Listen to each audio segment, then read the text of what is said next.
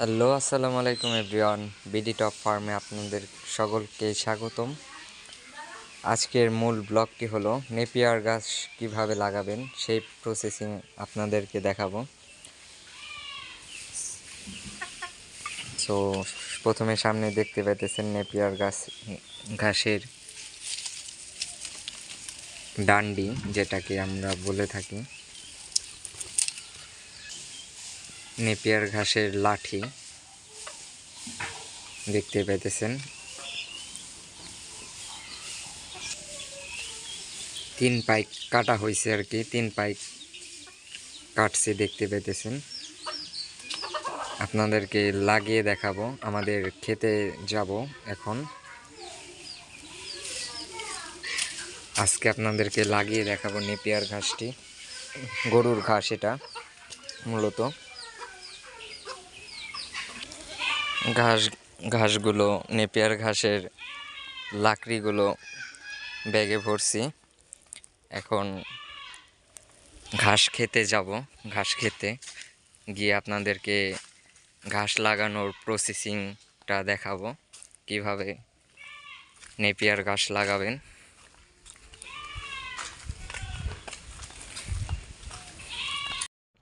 So আমরা Napier ঘাস খেতে এসে গিয়েছি, দেখতে পাইতেছেন। এটাই আমাদের গরুর নেপিয়ার ঘাসের ক্ষেত। আমি আর আমার দাদা লাগিয়েছি এই ঘাসগুলো, দেখতে পাইতেছেন।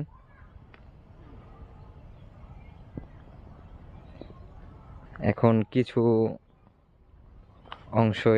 অংশের ভিতরে লাঠিগুলো মারা গেছে, সেইখানে লাগিয়ে দেব।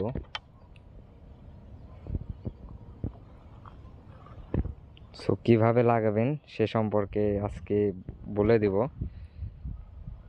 যারা গরু অথবা ছাগলের জন্য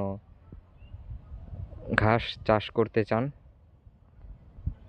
তাদের জন্যই আজকের এই ব্লগ।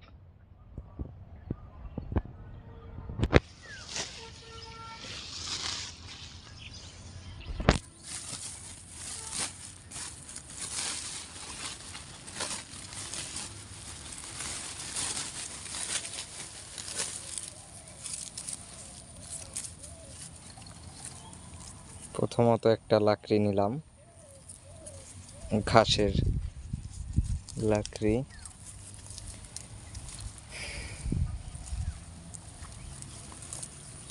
এই যে এই সাইডে একটা নেই, দেখতে পাইতেছেন, এখানে মারা গেছে। এখানে একটা লাগিয়ে দেব আমি। লাগাবেন আপনারা কাত করে। এই যে লাগিয়ে দিলাম। এখন মাটিটা একটু জুবিয়ে দেব আর কি। এই যে ঘাস লাগানো হয়ে গেছে। কাত করে লাগাবেন, খাড়াভাবে লাগাবেন না। এই যে এভাবেই লাগাবেন ঘাস, তাহলে ইনশাল্লাহ ভালো ঘাস হবে। এই যে দেখতে পেতেছেন আমাদের ঘাসগুলো, মূলত আমি আর আমার দাদাই লাগিয়েছি এই ঘাসগুলো।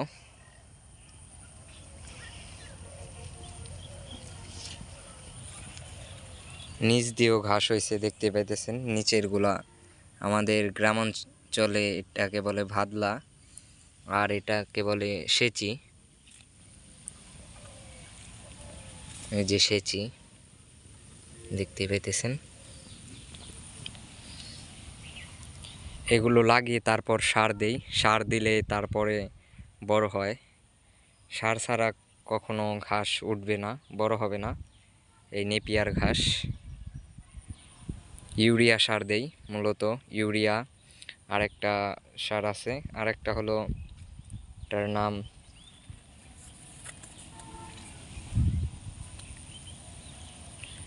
প্যাকেটটা সামনে আছে, দেখাবো আপনাদেরকে। ঘাসগুলো আর লাগিয়ে ফেলি, তারপরে দেখাই।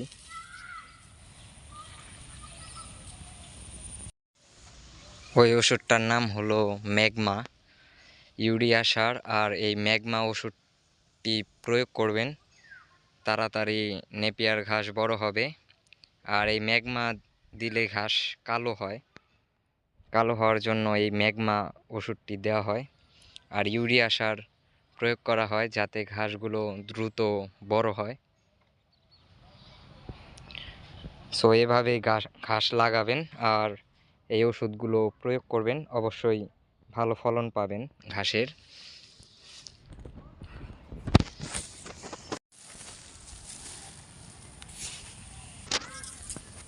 এভাবে কাত করে ঘাস লাগিয়ে দেবেন, এই যে দেখতে পেতেছেন। এভাবে কাত করে ঘাসটি লাগিয়ে দেবেন আর মাটি এভাবে জুবিয়ে দেবেন। কাত করে লাগাবেন, সোজাভাবে লাগাবেন না কখনো।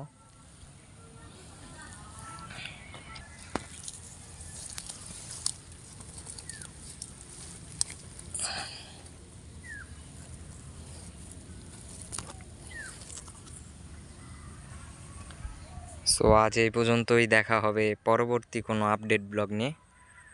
সবাই ভালো থাকবেন, সুস্থ থাকবেন, আল্লাহ হাফেজ।